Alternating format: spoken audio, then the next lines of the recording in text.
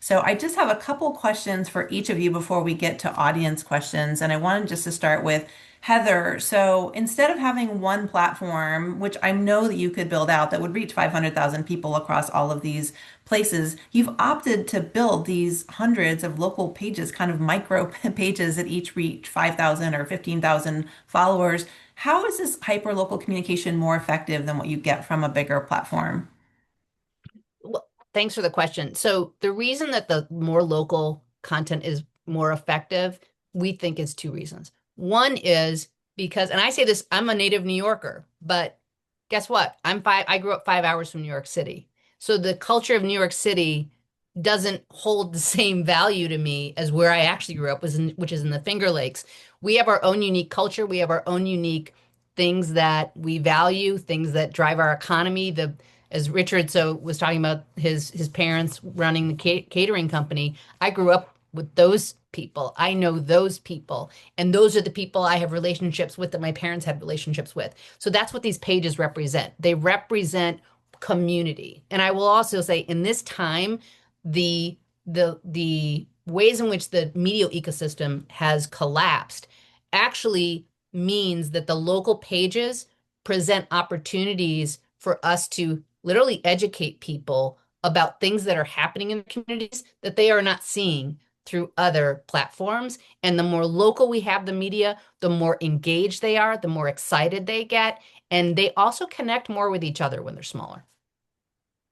Yeah, one thing that we're thinking about is that these online digital communities are kind of like the neighborhoods of today, right? And when you're instead of organizing a neighborhood, you're organizing this digital community.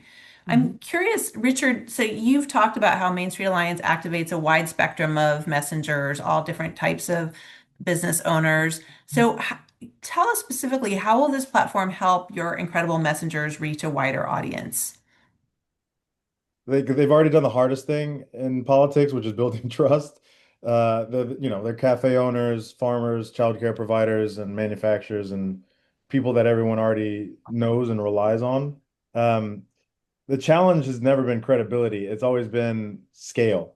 Um, Mhm. and so, working with Real Voices Media will help us solve that by keeping the messenger local in a lot of these, Facebook groups while dramatically expanding the audience. So a small business owner who might normally influence a few dozen people in a room can now reach tens of thousands of neighbors who share the same geography, culture, economic reality. And so it's like it's a very exciting amplification opportunity for some of the on the ground validating that we've been doing.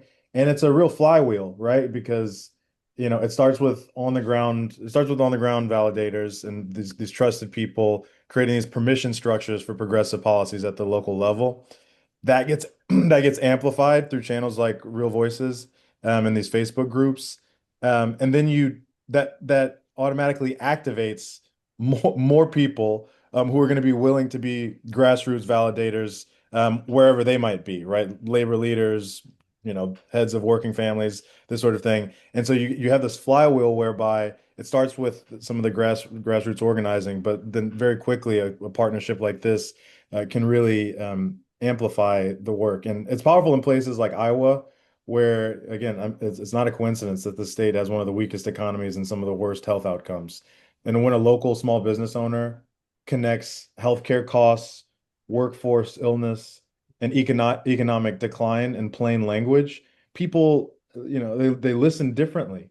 And so I'm excited that RVM is going to allow those validators to carry that truth far beyond their immediate networks without losing um, authenticity or trust. Yeah. If I might add, I just think it's like a Reese's peanut butter cup and the chocolate and the peanut butter, right? And they're going to work well together because Yeah.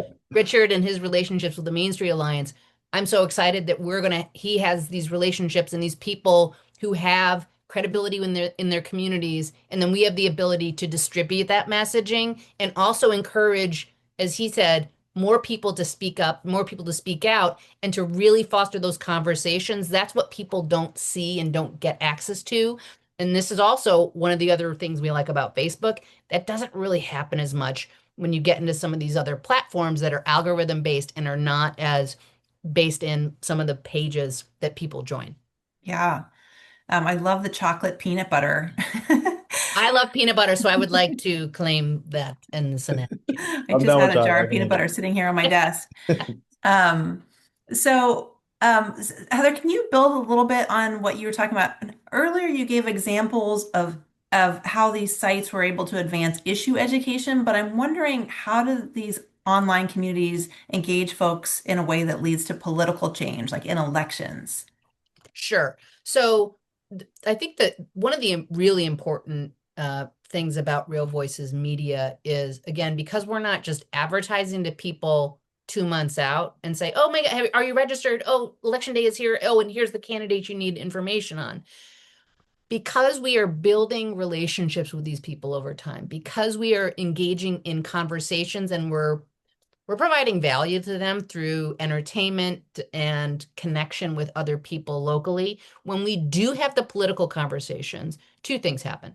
One is that our community managers might post the content, but then the folks will mix it up in the comments and in the conversations there.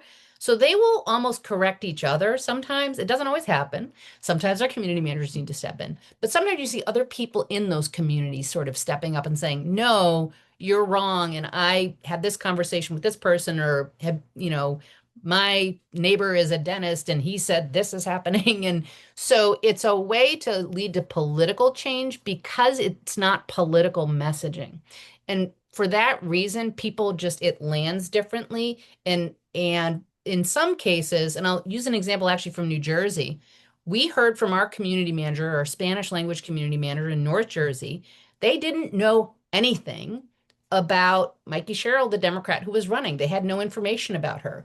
We presented basic biographical information in Spanish and in English for these communities, and they engaged, I think, at a rate of 8 or 9% organically into with that content.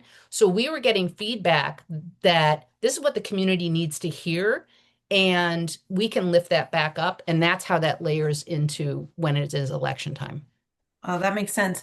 One thing I heard when I was talking with some of our other grantees about this program is that they actually use Facebook comments as a place to recruit people into their organization, right? Something provocative will get posted, they'll engage in the comments, and then they'll organize people from there. So, Richard, I'm just curious, how does the online communication strengthen your organizing? So your grassroots and your relational organizing of these business owners? Well, we think about the organizing as like a there's like a it's like a ladder of validators, right? So it's not just like a binary, you're either online or offline, or you're either, spouting off progressive policies or you're not. It's like at the base of the ladder are these quiet validators who are small business owners who may not want to speak at a press conference, but whose opinions already shape their customers and employees and their peers' understanding of, economic issues. Online spaces, especially like trusted local Facebook groups, they give those quieter validators a lower risk way to participate in some of these political conversations. So they can share a story, they can share a comment, they can see others like them that are speaking out before they ever like step into a public role. And that visibility creates permission, especially in some of these rural communities. When business owners see neighbors and peers talking openly about affordability, healthcare, childcare, and familiar local spaces, it lowers the social and political cost of speaking up. And over time, a lot of those quiet validators become more active. They show up at the round tables, they share testimony, they agree to be quoted, they become frontline messengers. And so for our organizers, it's incredibly powerful because digital communication does not have to replace relationships. It just widens the on-ramp into organizing, and it helps us identify, who's ready to move up the validator ladder, and where is trust already forming in a lot of these communities. So it allows us to meet people where they are rather than asking everyone to start at the highest risk level of political engagement. And I'll just quickly, it's especially critical because in a moment where people are cautious about public politics, but still deeply affected by a rising cost, that combination of local digital spaces and relational organizing, it lets us build depth and reach. So I just feel like it's important to mention that. Yeah, one of the most important things that we're doing this year and next year at RDI is really supporting our grantees to develop their volunteers and members as digital spokespeople and influencers, and it happens in all kinds of different venues, and this is one really rich one.